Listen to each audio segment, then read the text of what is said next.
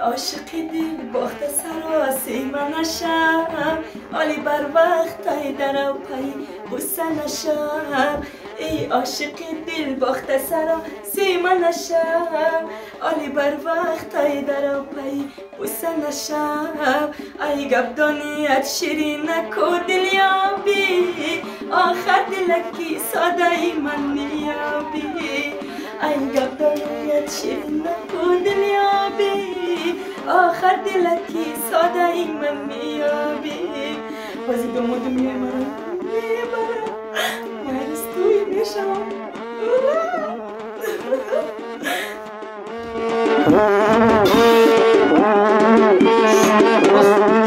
پایم فرود آی چی با ایروز کستیوم بروک تو نپوشیدین ایروز خودمان توی داریم کو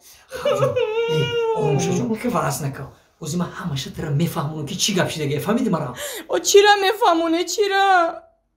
ما уже سیم باره که اتالاری عروسی فرشته میرم فات زکاس میگم که شما مرا توی میکنه میگیره میبره گیره نکه گلخمار جان سطحه اشکال شوم گلخمار مرا بفهم اوزی من ترا همشه میفهمم چی گپ شده تو وقتی گیره میکنی راستی گپ تو نسیم همش نمیشه میدونی چی گپ شد گلخمار راسیگا با می پلی آشینه ها رو برنج راوغان پلی پور پلی راسیگا ماشین زاکس اینا ای دبال کلانتا پلی حافظو رو همه رو اتام 20,000 سومون جمع کردن گرفته بلد گرفته راسیه رفته اینا بیاد بود یا دبالی خوری خطی خیا دبال خطی اومدم گفتم با تام پادادی نشه گفته خیا اومدن در پیش همسایه‌تون نکرم زیگ نشه گلخمار انیک متر میگیرم یا بالو کدا برای هوای اتام که بعدی 5 رو 6 ماه پس پول روی میکنم تا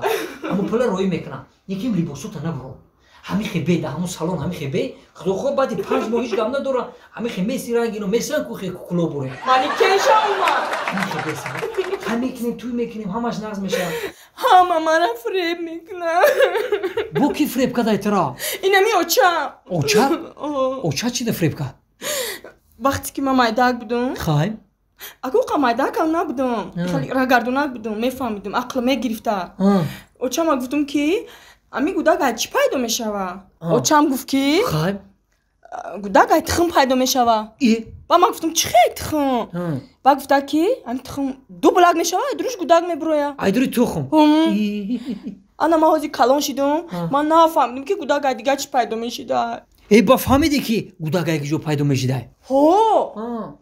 نفهمیدم که گوداک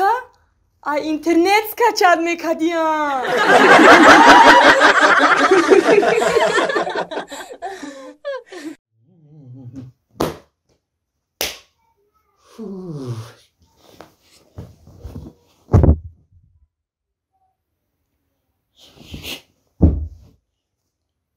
نه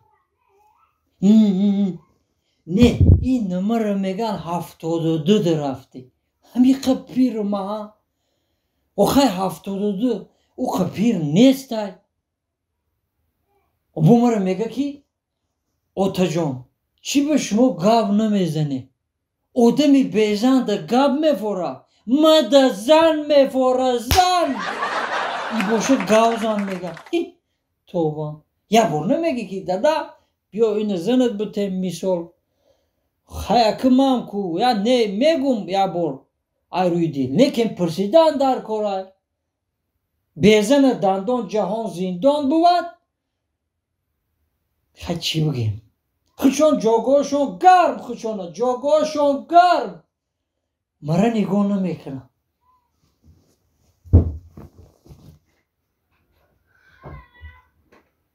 ها تقایی تنجیه قطکی جنگ کردستین خواه تنجیه قطکی جنگ کردستم قطعه نمی بولیش چی با؟ همی بولیش برای سری قاقی مایا فقط برای سری مایا خودم توق باید همی بولیش ده خوره اوما ها تقایی ما مقصد شما را فهمیدم فهمیدای آخی ما بهده کله نکردم که خواندگی باشه گفتم تو فیزیکالتور نخواندگی آفرین خیلی شدگو یا آدمی بسوار اینه تو خواندگی میفهمیدگی آخی تو که فهمیده باشی او چی ده شد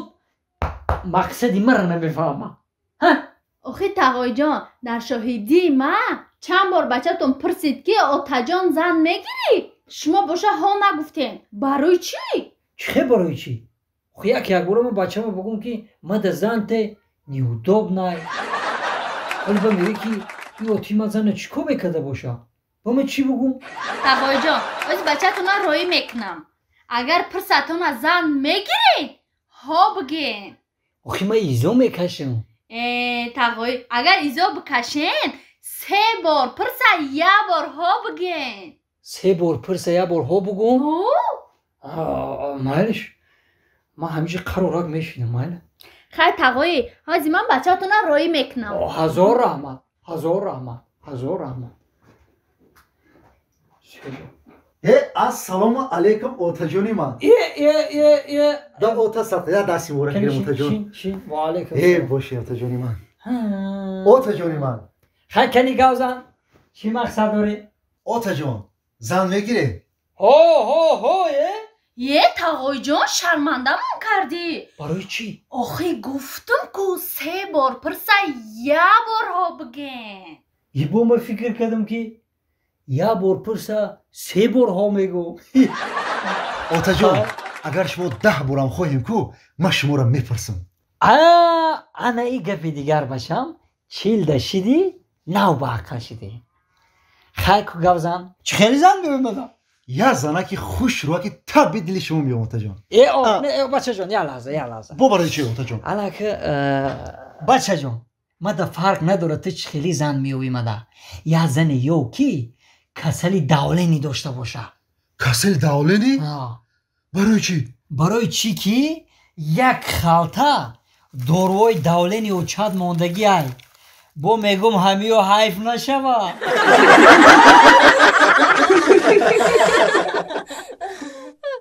خرق شونه جان بخششی زیاده که اون روز جنگ شده بودیم شب و شب شدیم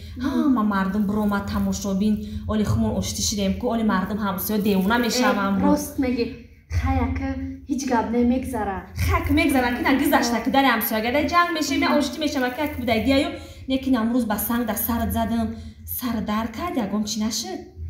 خیلی میگذره من هم آهن قطی زدم که در سرت خیلی هیچ کنم خیلی در همسایه گده هیچ کنم میکنم تو بودی دارم این بولو پرتوف در طوری سری مزن من بودم خیلی کنم خیلی دیگه نشیدیم کشتی شدیم که میگم امی همسایه همی شود نمیتوه همی جدا هسته یا اگه میلیسه نقبیده باشه شبانه میتوه یزند 1 هفته داوس نه 1 هفته دایس نه ای خیلی نبود در اصونه در ایسنه همی یردمت میکنه زندگی تا میبره نبود شوخی خشانه جان میدونی چی؟ اینترنت خوندم چی خوندی؟ با همین قپرسماتش بسیاری هسته که و به فکر ایرosتی همین چیز هست در خشانه باور که این همی آدمیزاد میمرده که با دنیا می اومده چه؟ با همین دنیا می اومده و نه که آدم نه این مثلا پرنده میشیده می اومده اسب میشیده ترزه میشیده چای نیگ میشیده پیولا میشیده این هم خیلی میشیده می اومده یکی تو بمری چی میشه میاد؟ چی گفته استای؟ جنگ نکرخ شونه من کتی جنگ ندارم مثال گفته استم مثال چی میشه میاد؟ خیلی نمیدونم سگ میشم میام ایلی سگچه میشم میام با سگ میشه